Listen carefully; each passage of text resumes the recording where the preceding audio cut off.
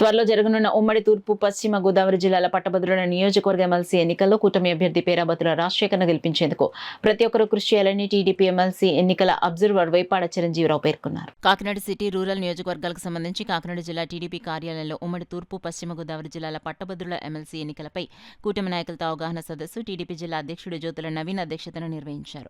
కార్యక్రమంలో ముఖ్య అతిథులుగా ఉభయ గోదావరి జిల్లాల గ్రాడ్యుయేట్ ఎమ్మెల్సీ ఎన్నికల observer Vepada Chiranjeevirao, Kakinada city rural ఎమ్మెల్యేలు వనమాడి కొండబాబు, పంత నానజీలు పాల్గొని మాట్లాడుతూ గ్రాడ్యుయేట్ ఎమ్మెల్సీ ఎన్నికలకు సంబంధించి ప్రతి కూటమి డివిజన్ నియోజకవర్గ నాయకులు కార్యకర్తలు సమన్వయంగా గ్రాడ్యుయేట్స్ ని గుర్తించి ఓటేసేలా అభ్యర్థించాలని అన్నారు. ఓట్లు నమోదు ప్రక్రియ ముగిసినందున ఓటర్లను గుర్తించి ప్రచారం వేగవంతం జరిపించాలని, తద్వారా కూటమి అభ్యర్థిని అత్యధిక మెజారిటీతో గెలిపించాలని కోరారు.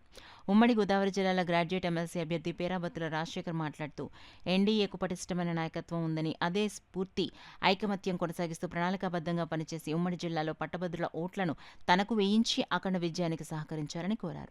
ఈ సమావేశంలో కాకినాడ రూరల్ మాజీ ఎమ్మెల్యే నియోజకవర్గ కోఆర్డినేటర్ పిల్లి అనంతలక్ష్మి, సత్యనారాయణమూర్తి, మాజీ ఎమ్మెల్సీ చిక్కాల రామచంద్రరావు, నాయకులు పెంకే శ్రీనివాస్ బాబా, నెలకుర్తి వెంకటేశ్వరరావు, కాకినాడ టీడీపీ నగర అధ్యక్షుడు మల్లెపూడి వీరు, కూటమి నాయకులు, కార్యకర్తలు తదితరులు పాల్గొన్నారు.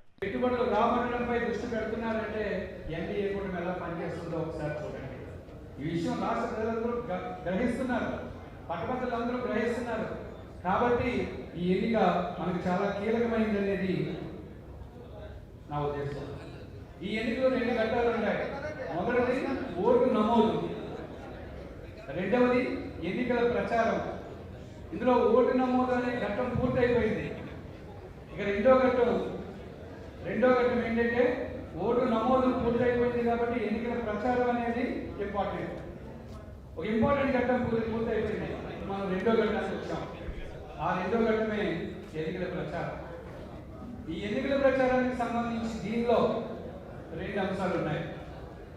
ఒకటి, ముందు క్యాడర్ని సమాయత్తపరచడం. మొదట క్యాడర్ని రెడీ చేయాలి. క్యాడర్ని సమాయత్తపరిచిన తరువాత అప్పుడు మనం ఎన్నికల ప్రచారానికి వెళ్ళాలి. ఒక విషయం తెలియాలి మీకు, మనకి మార్చి 29కి ప్రస్తుతం ఉన్న పట్టభద్రుల యొక్క టైం అయిపోతుంది. మార్చి 29కి ఎన్నిక మార్చి 10-15 మధ్యలో జరగడానికి అవకాశం ఉంటుంది. మార్చి 10-15 మధ్యలో ఎన్నిక జరుగుతుంది. ఓకే, అంటే నోటిఫికేషన్ ఎప్పుడు వస్తుంది? ఫిబ్రవరి మొదటి వారము లేదా రెండో వారంలో నోటిఫికేషన్ రావడానికి ఊహిస్తున్నాము.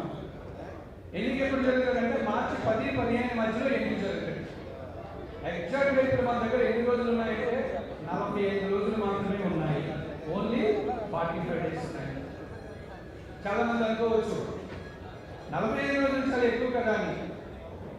45 రోజులు అనేది ఎప్పుడు కూడా ఎక్కువ కాదు.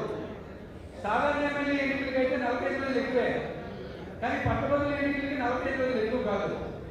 ఎందుకు ఎక్కువ కాదంటే 34 నియోజకవర్గాలు జరిగాయి.